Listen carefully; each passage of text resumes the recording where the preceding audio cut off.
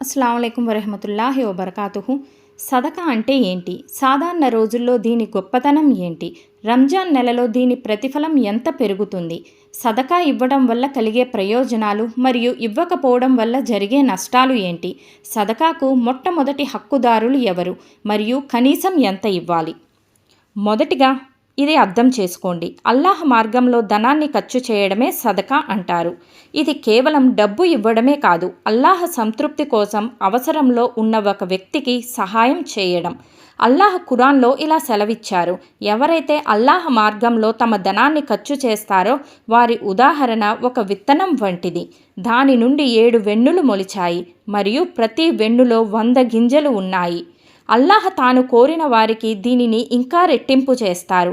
సాధారణ రోజుల్లో సదకా యొక్క గొప్పదనం ప్రవక్త ముహమ్మద్ సల్లల్లాహు అలైహి వసల్లం వారు ఇలా సెలవిచ్చారు, నీరు నిప్పును చల్లార్చినట్లుగా సదకా పాపాలను తుడిచివేస్తుంది. మరియు మరొక హదీసులో ఇలా ఉంది, సదకా వల్ల ధనం తగ్గదు. అంటే ఎవరైతే అల్లాహ్ మార్గంలో ఇస్తారో అల్లాహ్ వారి సంపదను మరియు జీవితంలో బర్కత్ కలిగిస్తారు. రంజాన్ నెలలో సదకా యొక్క గొప్పదనం ఏమిటి? హజరత్ ఇబ్నే అబ్బాస్ రజియల్లాహు అన్హు ఇలా ఉల్లేఖించారు, ప్రవక్త ముహమ్మద్ సల్లల్లాహు అలైహి వసల్లం గారు అందరికంటే గొప్ప దాత మరియు రంజాన్ నెలలో జిబ్రయిల్ అలైహి వసల్లం గారితో ఖురాన్ పఠనం చేసే సమయంలో ఆయన దాతృత్వం వేగంగా వీచే గాలి కంటే ఎక్కువగా ఉండేది. దీనివల్ల తెలిసేది ఏమిటంటే రంజాన్ నెలలో సదకా మరియు దాన ధర్మాలను పెంచడం ప్రవక్త గారి సున్నత్. సదకా ఇవ్వడం వల్ల కలిగే ప్రయోజనాలు ఏమిటి? అల్లాహ్ యొక్క సంతృప్తి లభిస్తుంది, పాపాలు క్షమించబడతాయి, ధనంలో బర్కత్ కలిగిస్తుంది, ఆపదలు తొలగిపోతాయి.